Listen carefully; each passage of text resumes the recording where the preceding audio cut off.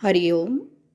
योगदास श्री जयगणेश जोशी यांनी निरूपण केलेले निर्वाण उपनिषद मंत्र क्रमांक 20 आनंदमाला. ते आनंदाचा मळा फुलवतात. आनंदाचे डोही आनंद तरंगे अशी निर्वाण योग्यांची अवस्था आहे. ते सदा सर्वदा आनंदी असतात. त्यांना आनंदी होण्यासाठी काहीही कारण लागत नाही. त्यांचे जगणे हाच आनंद आहे. त्यांना कोणी दुःखी करू शकत नाही, कारण प्रत्येक परिस्थितीमधून त्यांच्याकडून आनंदच व्यक्त होतो. सुखाला किंवा दुःखाला कारण लागते. आपल्या अपेक्षेप्रमाणे घडते आणि आपण सुखी होतो.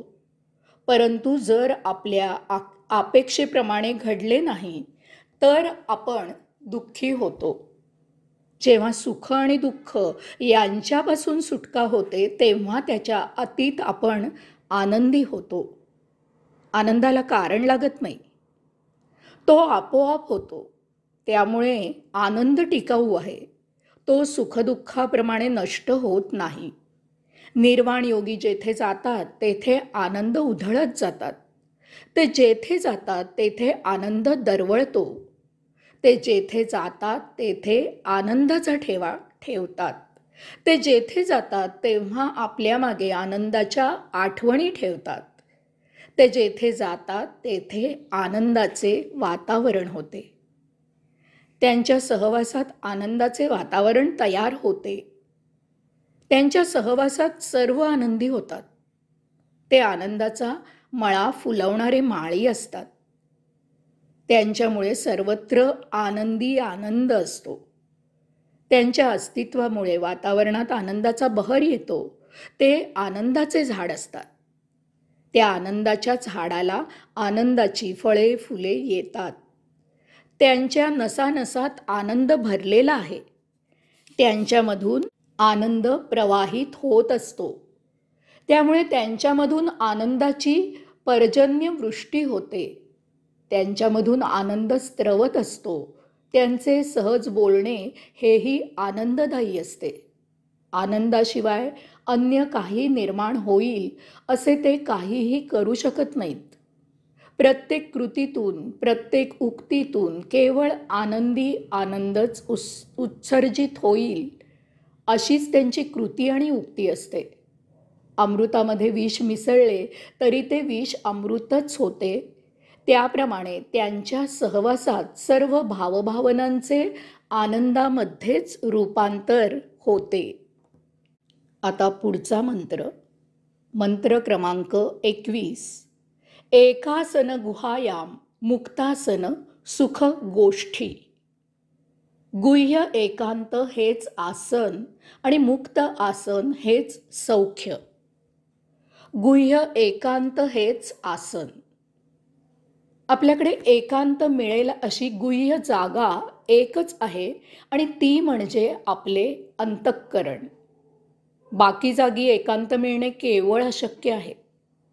आपण कितीही निर्जन जागी गेलो तरी तेथे आपण उपस्थित राहणारच. याविषयी एक गोड कथा पाहूया. एकदा एका साधूचे 4 शिष्य आपल्या गुरूंना विनवू लागले की गेली अनेक वर्ष ते आश्रमात अध्ययन जप तप करत आहेत, तेव्हा आता त्यांच्यावर गुरुकृपा व्हावी आणि त्यांना पुढील अभ्यासाचे मार्गदर्शन गुरूंनी करावे. साधूने त्यांची परीक्षा घ्यायचे ठरवले. साधूने या प्रत्येकाला एक एक पेरू दिला आणि सांगितले की हा पेरू कोणीही पाहत नसताना खा आणि मग माझ्याकडे तुम्ही चौघेही एकदम पुढील आध्यात्मिक धडा घ्यायला या. 4 शिष्य लगेचच आश्रमाबाहेर गेले.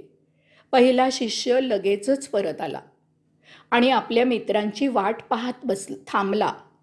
दुसरा शिष्य दुसऱ्या दिवशी परत आला. तिसरा शिष्य तिसऱ्या दिवशी आणि चौथा शिष्य चौथ्या दिवशी परत आला.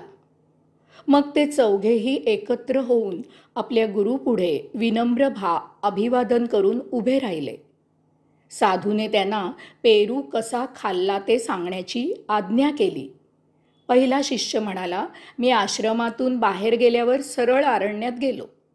तेथे निर्जन प्रदेश होता, त्यामुळे कुणी पाहण्याचा प्रश्न नव्हता. परंतु लगेच लक्षात आले की येथे मनुष्य नसला तरी येथील पशु पक्षी झाडे आपल्याला पेरू खाताना पाहतील. म्हणून मग मी तेथील एका पडक्या वाड्यात गेलो आणि मग तेथे पेरू खाल्ला. दुसरा शिष्य म्हणाला, मी माझ्या या मित्राप्रमाणेच विचार केला होता, परंतु माझ्या लक्षात आले की तेथे अरण्यात एखाद्या पडक्या वाड्यात मनुष्य पशु पक्षी झाडे जरी पाहायला नसले तरी न जाणो एखादे श्वापद चुकून तिथे आले तर धोका नको म्हणून मी रात्रीच्या वेळी अरण्यातील त्या पडक्या वाड्यात गेलो आणि पेरू खाल्ला. तिसरा शिष्य म्हणाला, मीही माझ्या या दोन्ही मित्रांप्रमाणेच विचार केला होता. त्याप्रमाणे मीही अरण्यातील एका पडक्या वाड्यात रात्रीच्या वेळी गेलो होतो, परंतु माझ्या लक्षात आले की इतर कुणीही जरी पाहिले नाही तरी माझे डोळे पेरू पाहत आहेत.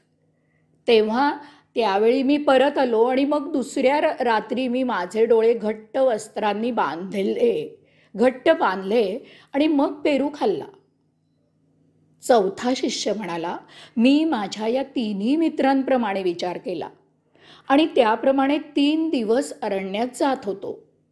मनुष्य पशुपक्षी झाडे पाहणार नाहीत अशा ठिकाणी गेलो. स्वतःचे डोळे बांधले आणि पेरू खायला सुरुवात करणार इतक्यात कुणीतरी आपल्याला पाहत असल्याची मला जाणीव होत असे. मग लक्षात आले की अशा प्रकारे पेरू खाणे अशक्य आहे, कारण कितीही काही केले तरी माझ्यातील आत्मा हा सदा सर्वदा सर्व काळी साक्षी असणारच आहे. साधू चौथ्या शिष्याला म्हणाला, तू पुढील अभ्यास करू शकतोस. अंतःकरणात प्रवेश मिळाला की आपले अस्तित्व लोप पावते.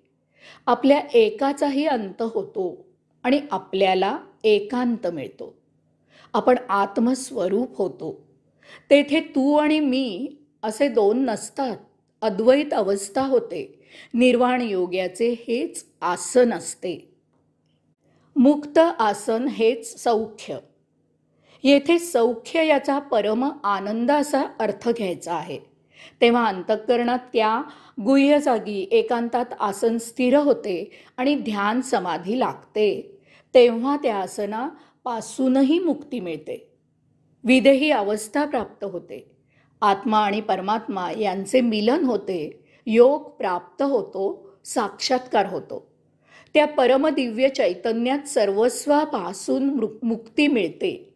येथे साक्षात्कार होतो की तो परमात्मा म्हणजे आपण स्वतःच आहोत.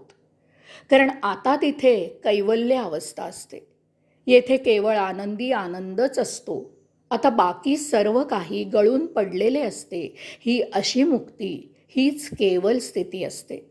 आता हेच आसन असते. यात कैवल्यानंद होतो. हरिओम.